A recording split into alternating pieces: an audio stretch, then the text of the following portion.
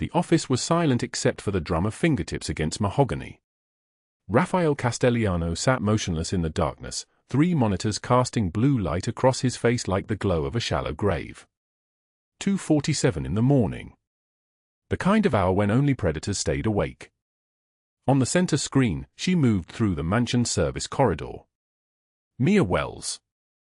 18 months she had scrubbed these floors in that black and white uniform, invisible as smoke, acknowledged by no one in his household. Now she slipped past the portrait of his mother like a thief, canvas bag clutched against her ribs, her shoulders hunched, her movements sharp with fear. This was the 4th time this week. Raphael's jaw tightened. His hand rested beside the Glock on his desk, the gun's metal catching the monitor light. In his world, loyalty was currency. Betrayal was bankruptcy paid in blood. For 15 years he had ruled New Orleans with the understanding that every person in his employ understood this single truth: disloyalty ended in ways that made forgetting mercy. He leaned forward. On the left monitor, surveillance footage from Tuesday. There she was again, leaving at midnight, checking over her shoulder like a hunted animal. The right monitor showed Friday. Same pattern. Same terror written across her face. Carlo had noticed first. The younger lieutenant, sharp-eyed and paranoid, had brought him the initial report 3 weeks ago. "She's been disappearing," Carlo had said, his voice flat with the certainty of a man reporting a crime. "Always at night. Always alone." Then Sal had confirmed it. Sal, who controlled the street cameras, who knew every corner and every shadow in the French Quarter. "Different routes every time," he reported. "Like she's trying not to be followed. She carries something. Small. Heavy. In that bag." Raphael's fingers drummed once. Twice. A 3rd time. For 18 months, Mia Wells had been perfect. She arrived at 6 in the morning when the mansion was still dark. She left at 4 in the afternoon when the house was already preparing for evening. She spoke to no one. She looked at nothing. She was exactly the kind of invisible that Raphael required in his home, the kind that didn't ask questions, didn't gossip, didn't become entangled in the machinery of his life. Then 3 weeks ago, something had changed. On the monitors, he watched her reach the service exit. Her hand trembled as she pushed the door. The night air swallowed her. The camera fixed on the empty hallway, the abandoned corridor, the space where she had been. Raphael rose from his chair. He was 6'2", built like the violence he had survived, with shoulders that filled doorways and a presence that made men instinctively step backward. His suit was custom Italian wool, black, worth more than most people's annual salary. The scar that ran from his left eye to his cheekbone was pale in the monitor light, a permanent reminder of the first time he had learned that mercy was weakness. He picked up the Glock. The weight of it was familiar, comforting, like the weight of breathing. In his world, you did not tolerate mysteries. You solved them with information or with violence, and violence was always faster. But Rafael Castellano had not built an empire by acting on rage. He acted on certainty. He needed to know what Mia Wells was protecting before he decided how much blood the answer was worth. Tonight, he would follow her himself. He moved through the mansion like smoke. The hallways were dark, lined with paintings he had inherited along with the house. He passed his study, his dining room, the kitchen where she prepared his morning coffee with mechanical precision. No emotion. No presence. Just the ghost of a woman doing her job. The service exit opened onto an alley where his cars never went. It was the kind of place where servants left, where people without importance moved through the world unseen. Raphael pulled on his coat, cashmere, black, worth more than Mia's entire annual salary, and stepped into the New Orleans night. The air was thick and warm, carrying the smell of old rain and rotting flowers. Humidity clung to his skin like a second layer of clothing. Somewhere in the distance, a siren wailed. A dog barked.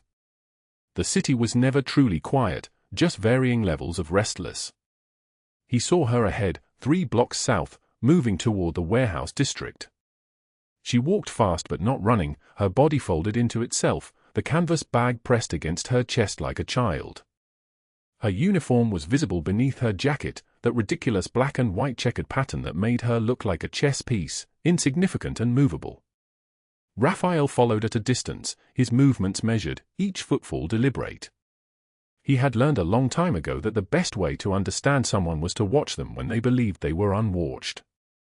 People became honest in the darkness. They revealed what they were protecting. She checked over her shoulder twice. Both times, she missed him.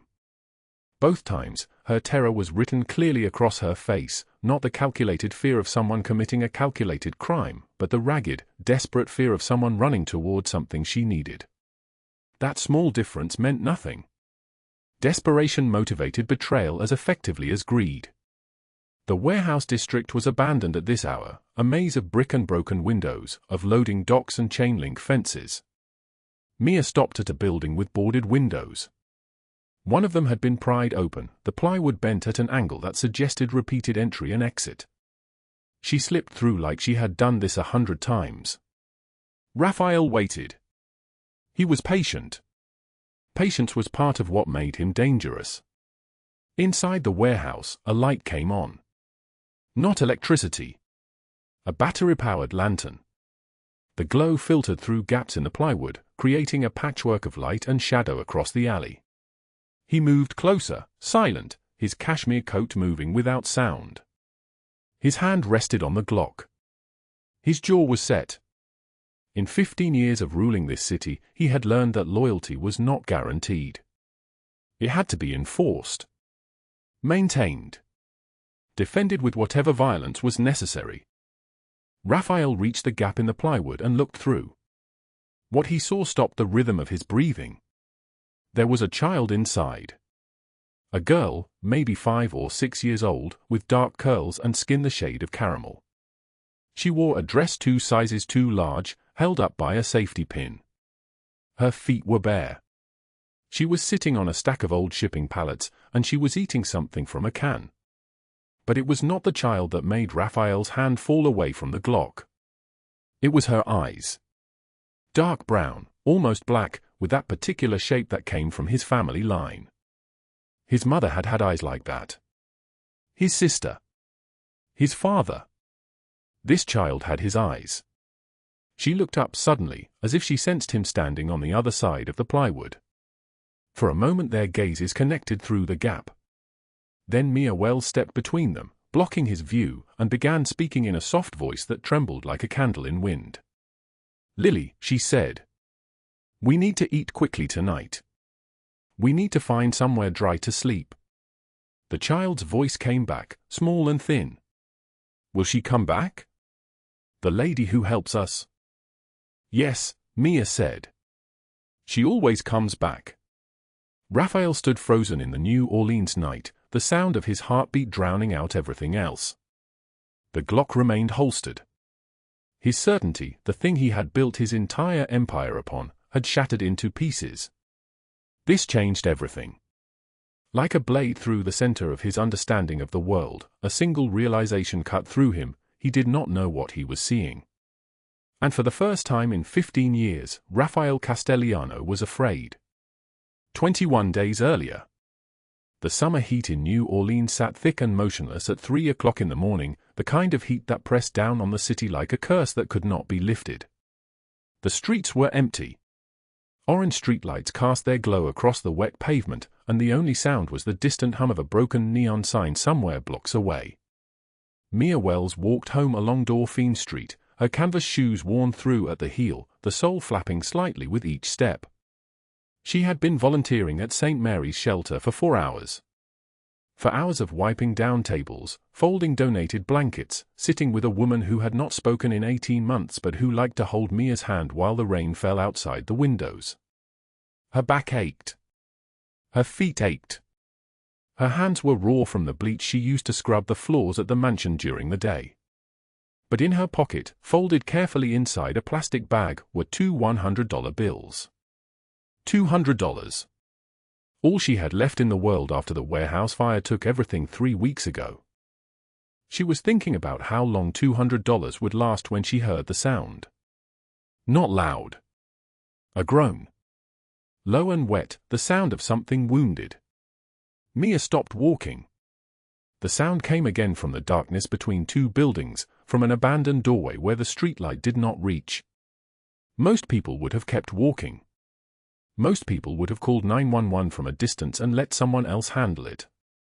But Mia had spent her entire life learning that most people were not her. She turned toward the sound. The man was collapsed against the brick wall, his body half in shadow, half in the orange glow. His white shirt was soaked through with blood. The blood had pooled beneath him on the concrete, dark and still spreading. His face was pale, almost translucent, the skin stretched tight across bone. His eyes were closed. For a moment she did not recognize him. Then his head turned slightly toward the sound of her footsteps, and she saw his profile against the darkness. It was the man from the mansion. Rafael Castellano. The man whose marble floors she scrubbed on her knees 18 months ago. The man whose coffee cup she refilled at 6 in the morning, every morning, black with no sugar. The man whose eyes had never once looked directly at her. Not because of cruelty. Because she was invisible. In a household of 15 people, she had learned to become less than air, less than the shadows that moved across those marble floors. She knelt beside him without hesitation. Her knees pressed into the grime and broken glass. Her white uniform was already filthy from the shelter, but she did not think about that. She pressed her cardigan against the worst of the bleeding, against his side where the wound was deepest. The blood was warm and soaked through the fabric immediately. His eyes opened. They were unfocused, dark with pain and something else. Fear. She had never imagined Rafael Castellano could look afraid. "Stay with me," she whispered. The words came out broken, barely audible. "Just stay with me." His lips moved. Nothing came out at first. Then a whisper so faint she had to lean closer to hear it. "Carlo. Sal. Need my phone. In my pocket. The secure phone. Not the other one. The secure." His eyes rolled back. His body went slack against the wall.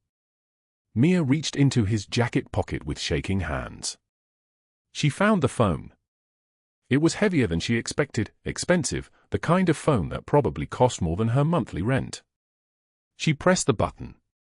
A voice answered immediately, alert, as if someone had been waiting. "Mr. Castellano," the voice said. "He's hurt," Mia said. The words tumbled out. "Badly. He's bleeding." He said Carlo and Sal. "He needs you. He needs help. There's so much blood." There was a pause. Then, "Where are you?" She told him the street corner. She told him the building. The voice said, 2 minutes. Do not let him fall asleep. The line went dead. Mia pressed her cardigan tighter against the wound. She spoke to him even though his eyes were closed, even though she did not know if he could hear her. She told him about the shelter, about the woman with kind eyes who had not spoken in 18 months, about the children who came through the doors hungry and afraid. She told him that her name was Mia, that she worked at his house, that she cleaned the marble floors every day. She did not know why she was telling him these things. Maybe because she wanted him to know that someone was here. That he was not alone in the darkness. She kept her hand pressed against his side. She could feel his heart beneath the wound, still beating, still fighting. "Stay with me," she kept saying. "Stay with me." The black SUV arrived in 8 minutes. It came around the corner fast, tires screaming, and skidded to a halt beside them. 2 men jumped out, both dressed in dark suits, both moving with the practiced speed of people trained for this. The first man was broad across the shoulders, his face hard and scarred. The second was younger, his eyes sharp and calculating. Carlo and Sal. It had to be. Carlo's face went white when he saw Rafael collapsed against the wall. Sal knelt down immediately, his hands moving with professional efficiency, checking the wound, assessing the damage. How long? Sal asked. His voice was steady, but there was something underneath it. Something that sounded like fear. Minutes, Mia said. Not long. He lost consciousness maybe 2 minutes ago, but before that he was talking. He was conscious. How is he still alive? Carlo said. He was staring at the blood, at the extent of the wound. That's a blade wound. Castellano doesn't survive blade wounds. Because of her, Sal said quietly. He was looking at Mia now, really looking at her for the first time. She stopped the bleeding. Pressed her clothing against it. Got the bleeding stopped before shock could kill him. They lifted Rafael carefully. His body hung between them, his head tilted back, his white shirt completely black with blood. As they moved him toward the SUV, his eyes opened for just a moment. They found Mia's across the space between them. There was something in those eyes. Recognition. Something unreadable. Something that made her breath catch. Then they loaded him into the back of the vehicle. The door slammed. The SUV roared to life and tore away into the New Orleans night, leaving Mia standing alone on the empty street corner, her cardigan soaked with blood that was not hers, her hands shaking so badly she could barely stand. 6 o'clock in the morning, Mia arrived at the mansion for her regular shift. Her uniform was clean and pressed. Her hair was pulled back. She had washed the blood out of her cardigan hours ago, using cold water because hot water would set the stain. Now it hung in her apartment, damp and faintly pink. She had not slept. She let herself in through the side entrance using the key they had given her 18 months ago. The marble floors of the entryway were cool beneath her feet. Everything was exactly as it always was. The grandfather clock in the corner ticked steadily. The light came through the windows in pale rectangles. The house was quiet in the way that only very wealthy homes could be quiet, all soft furnishings and good sound insulation, nothing harsh or desperate allowed to penetrate. The housekeeper, Patricia, was in the kitchen making coffee. She glanced at Mia and nodded, the bare minimum acknowledgement. Mr. Castellano is away, she said.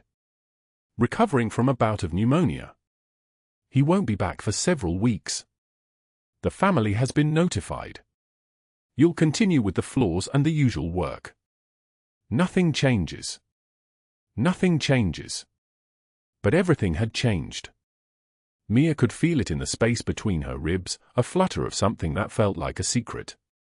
She had knelt beside Rafael Castellano in the darkness. She had held his life in her hands. He had looked at her, really looked at her, even if it was only for a moment. She spent the day scrubbing the marble floors on her hands and knees, the way she always did. But she was not invisible to herself anymore. That afternoon, she went to St. Mary's shelter for her volunteer shift. Sister Agnes met her at the door, her face lined with concern, her rosary beads clicking softly as she moved. Mia, I'm glad you're here, Sister Agnes said. There's a situation. A child came in last night. Young, maybe 5 or 6 years old. She won't speak to anyone. Not a word. But she keeps asking for someone named Rafael. And she had this with her. Sister Agnes pressed something into Mia's hands. A photograph, old and creased. The edges were soft from being handled many times. It showed a young man, maybe 25 years old, with dark intense eyes and the kind of face that belonged to someone accustomed to being obeyed. He had his arm around a woman, a blonde woman who was smiling at the camera, her hand resting on her rounded belly. On the back of the photograph, in faded ink, someone had written in careful letters, "Our Lily, coming soon. Raphael." And beneath his hand, a woman who was no longer in the world. Mia? Sister Agnes said softly. Are you all right? Mia's hands had gone cold. She could not feel her fingers. She looked up from the photograph toward the back room where Sister Agnes had been sitting with the children, where meals were served, where lost things were given shelter. There was a small girl standing in the doorway. She wore a dress that was 2 sizes too large, held up by a safety pin. Her feet were bare. Her dark curls fell in tangles around her face. But her eyes were unmistakable. Dark brown, almost black, with that particular shape that ran through families like a code that could not be broken. The child had Rafael Castellano's eyes. The girl was watching Mia with an intensity that seemed too old for her small face. As if she was waiting for something. As if she recognized something in Mia's expression that no one else could see. Mia looked at the photograph in her hands. Then at the girl. Then back at the photograph. Where did she come from? Mia whispered. Sister Agnes shook her head slowly. We don't know. A taxi driver brought her. Said someone had paid him a large sum to deliver her here specifically. She had the photograph in her pocket and nothing else. No birth certificate. No identification. But she keeps saying she's looking for Rafael. She keeps asking when he's coming back. The silence in the shelter seemed to deepen, to fill with weight. Mia stood perfectly still, the photograph pressing into her palm, her heart beating so hard she thought it might break through her ribs. Outside, the New Orleans afternoon was thick with heat and humidity. The sky was darkening toward evening. Rain was coming. You could smell it in the air, that particular smell of rain about to fall on a city that had learned to accept water as its constant companion. Mia moved toward the child slowly. She knelt down so that their eyes were level. The girl watched her without moving, without speaking. What's your name? Mia asked softly. Lily, the child said. Her voice was small and thin, barely more than a whisper. My name is Lily. And I'm looking for my daddy. 2 days later, Rafael Castellano returned to the mansion pale and moving like a man reassembling himself one careful step at a time. Carlo and Sal supported him on either side, their usual swagger replaced by the rigid attention of men guarding something fragile. The household staff watched from the corners of their eyes as he climbed the curved staircase to his office, each movement controlled, deliberate, the movements of someone relearning how to exist in his own body. Mia was on the second-floor landing, polishing the marble rail that overlooked the grand foyer, when Raphael's eye scanned the room below and landed on her for exactly 3 seconds before moving on. But she felt it, that flash of recognition, that question in his gaze, as if he was trying to place her, as if something in her face had lodged itself in his memory and would not dislodge. She kept her head down. The cloth moved in circles on the cold stone. Her heart moved in violence. That night, at St. Mary's shelter, Mia sat in the small reading room with Lily curled against her side, the child's small fingers working a thread loose from her stuffed rabbit. Sister Agnes had found the records that morning, documents yellow with age, signed by a woman named Elena Castellano on a winter night 18 years ago. The child was labeled only as Baby Girl C, surrendered at 3 days old with a handwritten note, I love him. I am dying. Please tell him she was beautiful. My mama told me his name before she went to heaven, Lily whispered, her voice thin as paper. She told me it in a dream when I was sleeping, and it was Rafael. She said he lives in the big house with the iron gates. She said he didn't know about me because she left before I was born. Mia's chest cracked open. She knew that house. She cleaned those iron gates 6 days a week. She dusted the photographs on his desk. She had seen Rafael Castellano's face 1,000 times, and now she was seeing it again in the dark eyes of this small child who had no one in the world. Did she tell you anything else? Mia asked softly. She said he was dangerous. She said that's why she left. She said loving him was like loving a storm, and she couldn't protect me from the wind. Lily's thumb found her mouth, a gesture of comfort she still reached for when the world felt too heavy. But she said he was good underneath. She said there was good underneath all the dangerous. Mia held the child closer and made a decision that would reshape everything. She could not tell Rafael. Not yet. Not while Lily was so fragile, so afraid, so easy to lose. But she could protect her. She could build a fortress of small kindnesses until the moment was right. She used $150 of her $200 remaining fortune to buy Lily clothes that fit, shoes without holes, books with pictures of people who looked like her. Sister Agnes cleared the small safe room on the third floor, originally a storage closet, and gave it to them. It became Lily's sanctuary. For walls painted pale blue by volunteers. A window facing the garden. A bed with a quilt Mia found at a thrift store for $5. A nightlight shaped like a moon. The fire came on day 8. Mia's apartment building, an old warehouse conversion in the lower 9th ward where the rent was cheaper than anywhere else in the city, erupted into flames at 4 in the morning. She woke to the sound of wood screaming, to heat that turned the air itself into an enemy, and she ran through smoke so thick she could not see her own hands. She escaped in her nightgown with one thing she grabbed from the floor, the photograph of Rafael and Lily's mother, young and smiling, her hand pressed against her swollen belly. Everything else became ash. Her savings of $8,000 accumulated over 5 years of double shifts and stolen hours. Her mother's jewelry, the only thing she had left from a woman who died when Mia was 19. Her documents, her social security card, her birth certificate, the records that proved she existed in the world at all. By dawn, standing in what remained, rubble and char and the smell of everything burned, the fire inspector was already talking to the building owner. Faulty wiring in the walls. Repairs would cost $47,000. Split among 4 tenants. Due in 10 days or they faced eviction lawsuits. $47,000. 10 days. $200 to her name. She arrived at the Castellano mansion the next afternoon wearing borrowed clothes under her uniform, her hair singed on one side, her eyes hollow from smoke inhalation and sleeplessness. She did not speak to anyone. She simply worked, scrubbing baseboards, polishing doorknobs, her movements mechanical, her mind somewhere else entirely. When her shift ended at 10 p.m., she walked toward the service entrance, a canvas bag clutched to her chest containing books and 2 sweaters she'd bought for Lily with the last of her cash. Through the tinted windows of his office on the 2nd floor, Rafael watched her go. He had been watching her for 3 weeks now, ever since the night she stayed with him in that doorway, ever since Carlo mentioned it in passing. 3 weeks of Tuesday and Friday nights, always the same pattern. She would leave carrying something. She would return 2 hours later with less.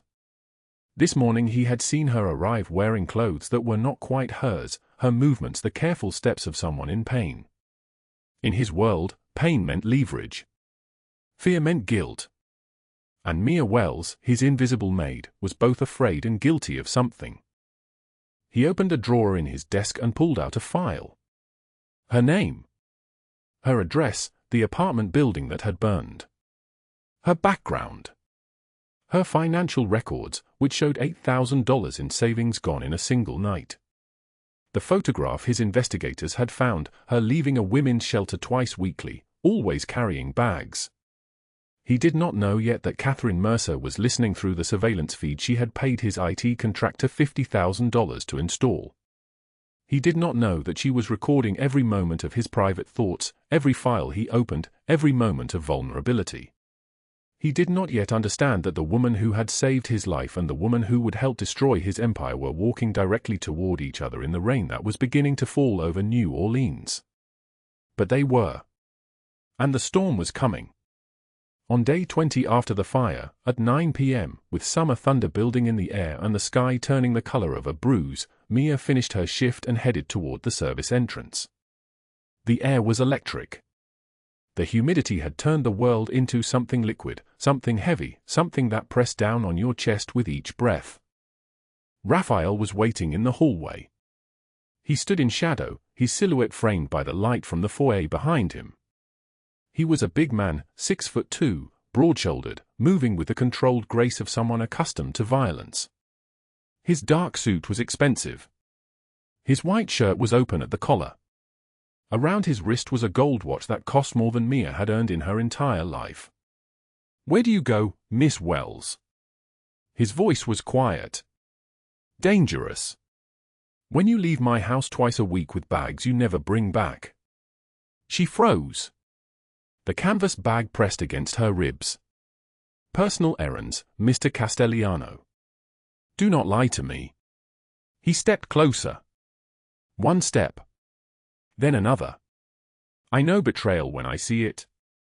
The question is who you're working for and how much they're paying you. Something sparked in her eyes, something that surprised them both. I'm not betraying anyone. Then show me what's in the bag. His jaw clenched. Carlo. Sal. They appeared from the shadows like ghosts. Two enormous men in matching black suits, their hands resting near their waistbands.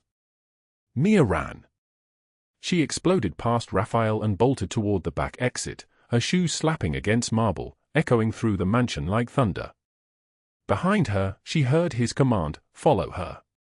I want to know everything, and then she was outside, in the rain that had started to fall, heavy and unforgiving. The streets of the French Quarter became a maze of neon and water. Her uniform clung to her skin. Lightning split the sky in two.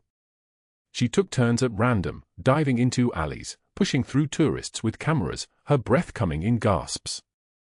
By the time she reached St. Mary's shelter, her lungs were screaming. She burst through the front doors gasping for air. Anthony Marchetti was waiting in the common room. He was Raphael's nephew, 28 years old, with his uncle's height but none of his restraint. His face was handsome in the way expensive grooming made handsome, tailored suit, deliberately tousled hair, a smile that never reached his eyes. Right now, that smile was predatory. He leaned against the wall with the ease of a man accustomed to taking whatever he wanted. "Hello, Mia." He pushed off from the wall. "We need to talk." Sister Agnes watched nervously from the doorway, her rosary beads clicking softly in her hands. Anthony circled Mia slowly, like a predator assessing prey. "My uncle is suspicious of you. Very suspicious. And when Uncle Raphael gets suspicious, people disappear." He picked up a children's book from the table, flipped through its pages. "But I can help you. I know things about my uncle, his schedules, his safe houses, his vulnerabilities. Things worth a lot of money to the right people. I don't want your help." Mia's voice shook. "You need $47,000 in 10 days. He moved closer. His breath smelled like whiskey and expensive cologne. "I know about the fire. I know you have $200 left to your name. I can fix that." He extended his hand. "I'll give you the money. All of it. Every penny. But you give me something first." "What?" "His location next Tuesday night. Just a time and a place. When he's alone. When he's vulnerable." She backed away. "No. You're protecting some kid here, aren't you?" His eyes gleamed with cruel understanding. "Some little girl you visit. What happens to her when you're evicted? When you lose everything? When my uncle decides you're a liability and puts a bullet in you?" He grabbed her wrist, squeezed until pain shot up her arm. "Think about it, Mia. Your pride or her future. You have 24 hours to decide." He released her and walked out into the rain, leaving her gasping against the wall. That night, Lily woke from nightmares. Mia held her in the small safe room, the child's small body shaking, rain hammering the windows like fists trying to break through. "Will you have to leave?" Lily whispered into the darkness. "Will I be alone again?" "Never," Mia promised, but the word tasted like ash. She had $200. No home. No options. A powerful man who thought she was a traitor. His nephew threatening her life. And a choice that would destroy her no matter which direction she turned. The next morning, Catherine Mercer arrived at the mansion. She was elegant in the way that money and cruelty combined created elegance, white Chanel suit, black hair pulled severe, movements that suggested she had never questioned anything in her life. She found Mia in the kitchen while the other staff pretended not to notice. "You're the little maid everyone is whispering about." Catherine's smile was a blade wrapped in silk. The one sneaking around, making Raphael paranoid. How delightfully pedestrian. She examined her manicured nails as if Mia was beneath the attention of her eyes. "Women like you always think you're special." That you're different from the dozens who've tried to trap him with sob stories and doe eyes. You're not. You're just another poor, desperate nobody who will disappear when he's done with you. Mia kept her head down, scrubbing the counter. I'm not trying to trap anyone, Ms. Mercer. Of course not, darling. You're just mysteriously sneaking out, triggering his paranoia, creating chaos in his carefully controlled world. Catherine leaned close, her voice dropping to a whisper that felt like a threat. I've waited years for Rafael to show weakness. If you're it, I'll destroy you both and take everything he's built. Stay away from him, or I'll make sure the next fire you're in, you don't walk away from. She left perfume in her wake and promise of violence. That afternoon, Rafael summoned Mia to his office. She climbed the stairs in her uniform, her heart thundering against her ribs, certain this was the moment everything ended. He sat behind his massive desk, dark eyes unreadable. Carlo and Sal stood guard at the door. Sit, he commanded. She sat on the edge of the leather chair. 3 weeks ago, you saved my life. His voice was rough. Carlo told me. I was bleeding out in that doorway, and you stayed. Why? Because you needed help. People in my world don't help. They calculate advantage. He leaned forward. What did you want from me, Miss Wells? Nothing. The word broke in her throat. I wanted nothing. I just couldn't leave you there. Something flickered in his expression, surprise, disbelief, something that looked almost like pain. Where do you go on Tuesday and Friday nights? She closed her eyes. The truth could endanger Lily. Silence could get her killed. There's a child at the shelter, she whispered. She's 6 years old. She has nightmares. I go there to take care of her because no one else will. Raphael was silent for so long she thought he would call her a liar. Then, how much do you need? For the fire. She stared at him. Why would you help me? I'm nobody. You're the woman who kept me alive when you had every reason to run. His voice was solid like an oath. How much? $47,000 in 10 days. But I can't take your money, Mr. Castellano. It's not a gift. It's a debt I'm repaying. He pulled out his phone. I'll have the money transferred tomorrow. Carlo and Sal exchanged shocked glances. In 15 years I've never seen him like this, Carlo muttered to Sal. But what Mia did not know was that Catherine Mercer was listening through the surveillance feed, recording every word, already planning how to twist his moment of kindness into his permanent downfall. That night, outside the shelter, Anthony was waiting in the rain. Time's up, Mia. Do we have a deal? No. He slammed her against the brick wall. His hand closed around her throat. Wrong answer. She clawed at his hand, gasping for air. When I'm done, my uncle will be the one who buries you. He released her and walked away laughing while, through the window, Lily watched with terrified eyes. The levee stretched grey and empty under the November storm, the Mississippi River churning black beneath sheets of rain that fell like knives wrapped in ice. Mia Wells stood at the railing, her clothes soaked through, her entire body trembling not from cold but from the weight of the choice that waited ahead. Thunder cracked overhead so loud it shook the metal beneath her palms. She had $200 in her pocket. 10 hours until Anthony's deadline. 10 hours to decide if she would betray the only man who had ever treated her as human, or watch everything she had built collapse into ash for a second time. The photograph was still in her jacket, the edges spotted with rain. Elena Castellano's face stared up at her, young and radiant and heartbreakingly alive in a moment captured 25 years before anyone had ever heard the name Anthony Marchetti. Mia had pulled this photograph from the fire 3 weeks ago, one of the only things she saved before the warehouse swallowed everything else she owned. She had meant to frame it, to understand the connection, to find the right moment. But moments had a way of choosing themselves, didn't they?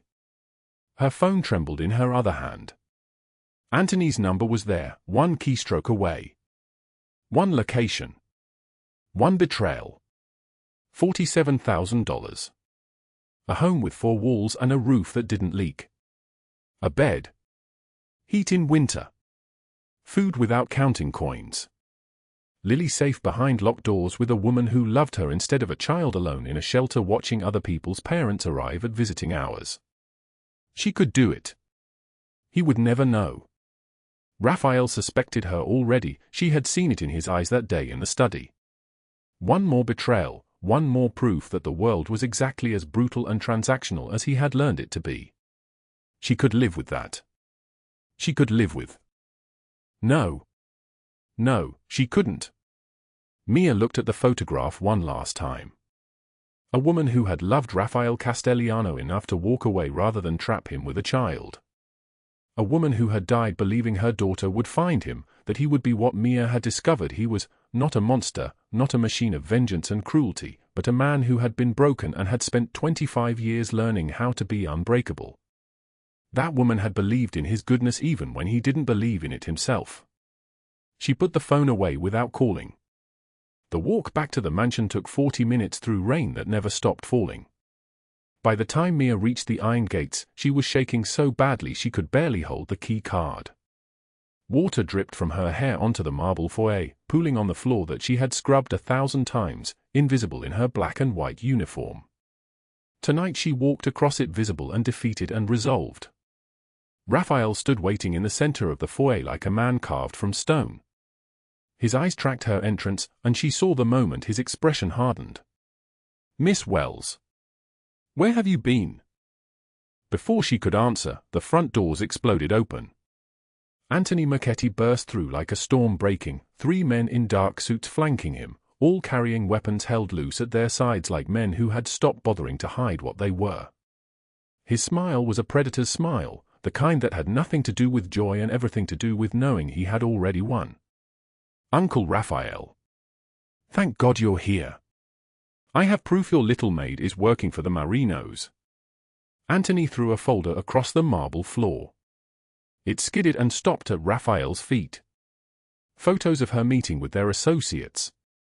Bank transfers to her account. "She's been selling your security schedules for months." Mia's face went white.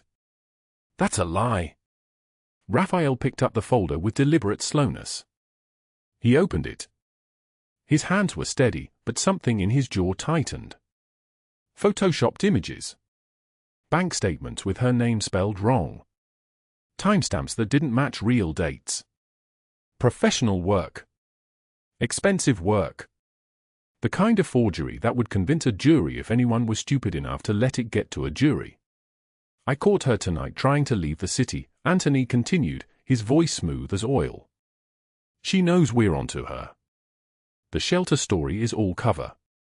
That kid she visits? Probably a dead drop for the Marinos. She's been playing you from the beginning." Carlo and Sal moved as one, hands dropping to their weapons. The air in the foyer crystallized into something sharp and waiting. Mia's heart beat in her throat. She opened her mouth but no sound came out. How could she explain? How could she prove something that no one wanted to believe? Then a voice, small and determined and heartbreaking, cut through the silence like a blade. "That's not true." Everyone turned. Lily stood in the doorway, soaking wet, shivering in her thin shelter coat, Sister Agnes gripping her shoulder from behind with terrified hands. The girl's dark eyes were fixed on Rafael with an intensity that seemed to hold the entire mansion in suspension. "Mia helps me," Lily said, each word measured and careful, the way she had been practicing them in the car. "She buys me books and food with her own money because my daddy doesn't know I exist yet and she's waiting for the right time to tell him, and she's not a bad person, she's the only good person." Rafael stared at the child. At her dark eyes. At the shape of her face and the set of her shoulders and the way she held herself with a gravity no 6-year-old should possess. "Who?" His voice cracked. "Who is your father?" Lily walked forward through the soaking wet spreading across the foyer and pulled out the photograph from her pocket. Her tiny hands held it steady even as she trembled from cold and fear. "You," she whispered. "My mama said your name was Rafael Castellano. She said you live in a house with iron gates. She said you didn't know about me because she loved you too much to trap you. The room stopped breathing. Rafael took the photograph. His hand shook so badly he nearly dropped it. Stared at Elena's face, his Elena, the girl he had loved at 25, reckless and certain and believing in a future that had never come to pass. He remembered the moment this was taken. He remembered her laugh. He remembered the way she had said his name. He had never known why she left. She died 6 months ago, Lily continued, her voice so small it barely carried across the marble. Before she died, she told me to find you. She said you were good and brave and you'd protect me if I needed you. But I got lost and scared and then Mia found me and she's been taking care of me because she didn't want to tell you until I was ready and she's not bad, please don't hurt her. Rafael fell to his knees. It was the breaking of him, right there in the foyer with the rain still falling outside and the lights of New Orleans glittering through the windows. His hands came up to his face. His shoulders shook. Carlo and Sal exchanged a look. In 15 years they had never seen their boss cry, and the shock of it moved through them like an electric current. Anthony's face twisted with rage. This is pathetic. Some random kid with a sob story. Shut up, Raphael's voice was raw and broken. He looked at Mia, and in his eyes was recognition. Not of betrayal. Of salvation. You've been protecting my daughter. With $200 to your name and nowhere to live and my nephew threatening you and me suspecting you of treason, you protected my child. Mia couldn't speak. She stood there soaking wet and terrified and hopeful and completely undone. Anthony made his move. Fine. She's a saint. Doesn't change the fact that she's broken, desperate, and I own her. She owes me, uncle. I offered her money, she refused, so now I'll take what I want another way. He reached for Lily. The kid is valuable. I'll hold her until. Raphael moved like something ancient and lethal awakening from stone. 12 men in black tactical gear flooded through every entrance simultaneously, the front doors, the kitchen, the hallway, the stairs. They moved like ghosts, professional and silent, dressed in gear that cost more than a car, trained in violence the way monks are trained in prayer. Anthony Marchetti hit the marble floor in 4 seconds with his face pressed against the wet stone and his hands zip-tied behind his back so tight his fingers went white. His 3 men didn't even reach for their weapons. They understood immediately what they were looking at, and it was their death wish if they tried. You threatened my daughter, Raphael said softly, standing over his nephew. His voice was nothing but truth. You threatened the woman who saved both our lives. You fabricated evidence against an innocent person. You tried to betray your family for money and position. Anthony struggled, panic flooding his face in waves. Uncle Raphael, please, I'm your blood, I'm family, I was just trying to. You stopped being family the moment you put your hands on what is mine. Raphael nodded to Carlo without looking away from Anthony. Call Agent Morrison at the FBI. Tell him we have complete documentation of Anthony Marchetti's involvement in the Broussard trafficking operation. Names. Dates. Account numbers. Everything. Anthony's face went grey. You can't, I'll tell them everything about you. I have full immunity, nephew. Signed 2 years ago in exchange for testimony against the New York families. You have nothing. Raphael walked away without watching his nephew be carried out. He knelt down in front of Lily. Hello, little one. I'm your father. I didn't know you existed until tonight, but I'm going to spend every day for the rest of my life making sure you know how much you're loved. Is that all right? Lily nodded and cried and let him hold her while the mansion filled with FBI agents and rain continued falling on the city above. Meanwhile, in her penthouse apartment 40 floors above the French Quarter, Catherine Mercer watched every news channel simultaneously as her world collapsed into ash and screaming. Federal agents had crashed through her door at the exact moment they arrived at the mansion. Raphael had known about her surveillance all along. Fed her false information. Built an entire documented case showing her embezzlement of $12 million from their shared accounts, her deals with the Marinos, her plans to manufacture evidence against him. On every screen, Catherine Mercer led from her building in handcuffs, her white Chanel suit stained with coffee, her face erased of the careful composure that had always been her armor. Anthony Marchetti on split screen, weeping, begging, dragged like a wounded animal into a federal vehicle. The reporter's voice, charged with human trafficking, racketeering, and conspiracy. Federal prosecutors are seeking 40 years. Catherine Mercer, prominent New Orleans socialite and business executive, faces similar charges. Both were part of a multi-year FBI investigation. Justice, in the end, was not a bullet or a blade. Justice was 40 years in a cage remembering this moment. Justice was watching everything you built be demolished on live television. Justice was the understanding, finally, that some men could not be broken because they had already learned how. And as the rain finally stopped somewhere between midnight and dawn, as the sky began its slow clearing above the city, somewhere in a nursery that had never been dismantled, a father held his daughter and began to understand that miracles came in the most unexpected shapes. 3 days after the federal agents left the mansion, after Anthony Marchetti had been dragged into a vehicle weeping and Catherine Mercer's handcuffs clicked on live television, the autumn sun filtered through the tall windows of Rafael Castellano's kitchen in shades of gold and amber. Mia Wells sat at the marble table in civilian clothes for the first time in 18 months, a soft blue sweater that had belonged to Elena, Raphael's lost love, hanging loose on her shoulders. The sweater smelled like lavender and thyme. Lily sat across from her, syrup pooling on her plate, her dark eyes, Raphael's exact eyes, bright with the kind of joy that only 7-year-olds could manufacture from pancakes and conversation. Sister Agnes said I can go to St. Catherine's Academy, Lily announced, her mouth full. With other kids. Real kids. Not just you and the helpers. That's wonderful, Mia said, and meant it with a force that surprised her. The money Raphael had transferred, $47,000 in a single wire the moment the FBI finished their work, sat now in a bank account in Mia's name. Not for the surgery that would never happen. Not for the doctor who no longer needed payment. For living. For breathing. For becoming something other than invisible. Will you come to my school show? Lily asked. When I'm in the play. I wouldn't miss it for anything, Mia promised. The child's happiness was a small flame burning steady in the kitchen, and Mia found herself warming toward it like someone who had spent too long in the cold. Sister Agnes had visited yesterday afternoon, walking through the mansion with her sharp eyes cataloguing everything. The nun had found Lily healthy, articulate, surrounded by toys and books and warmth.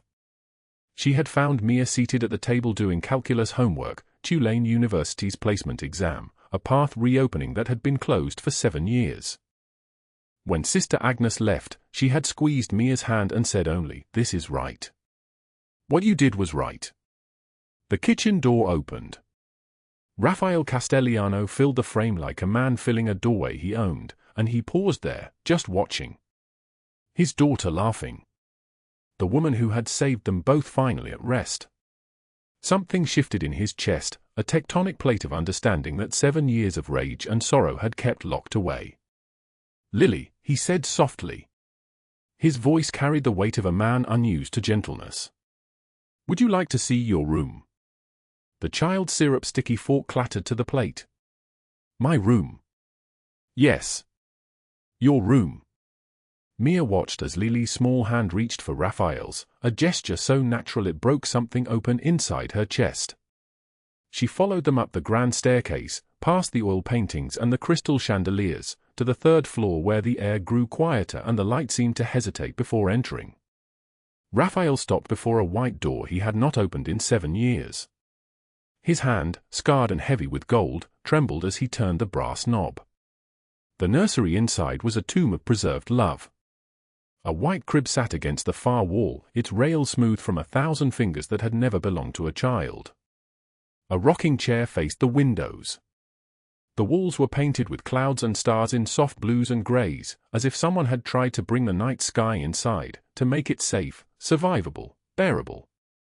Lily walked in slowly, her shoes silent on the pale carpet. She touched the crib rail like it was made of something sacred. Raphael's voice, when it came, was rough as concrete. I built this room when your mother told me she was pregnant. We were so young. Stupid. In love in the way that people are when they don't yet understand what love costs. His hand closed around the crib rail, and Mia saw the metal bend slightly under the pressure of his grip. Then she left. I thought she didn't want me.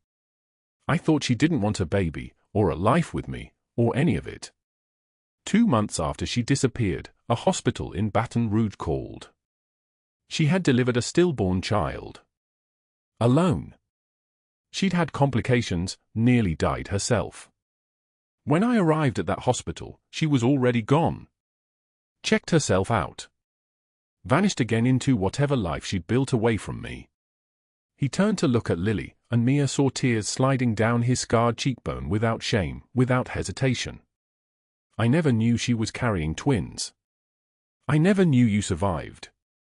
I never knew she kept you hidden to protect you from my world, from the darkness that follows men like me. She loved you that much. Enough to keep you from me. Rafael dropped to one knee in front of his daughter. I failed your mother. I failed the sister you never met. But I will not fail you. This is your room, if you want it. This is your home. I am your father, and nothing in this world, will hurt you while I draw breath. Lily threw her arms around his neck and sobbed, and Mia had to turn away, her own tears falling silently onto the star-painted walls. That evening, as the sky turned purple and the city lights began their nightly bloom across New Orleans, Rafael found Mia in the garden. The rain had stopped completely now, and the air smelled like wet earth and the ghost of storms. He handed her an envelope. His hands were still trembling slightly. "What is this?" she asked. "A house. 3 blocks from here. For bedrooms. Paid in full. The deed is yours." He stepped closer, and his voice dropped to something almost vulnerable. "And a letter.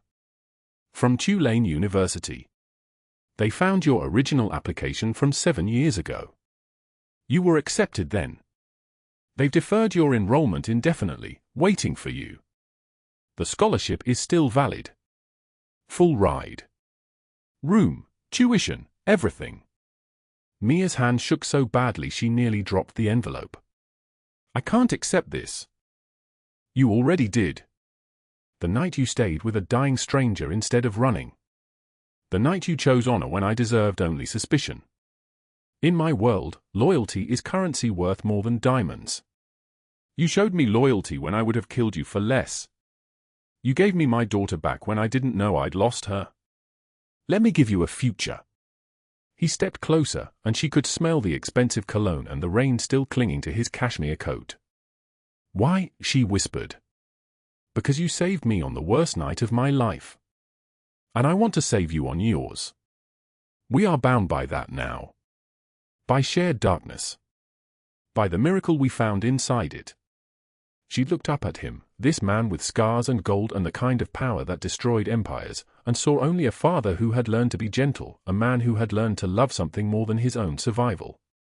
"Lily will need you while she adjusts to living here, to having a father, to being safe," he continued. "But she also needs to see that women can be strong and educated in anything they decide to become. Go to college, Mia. Take your life back. I will take care of what remains."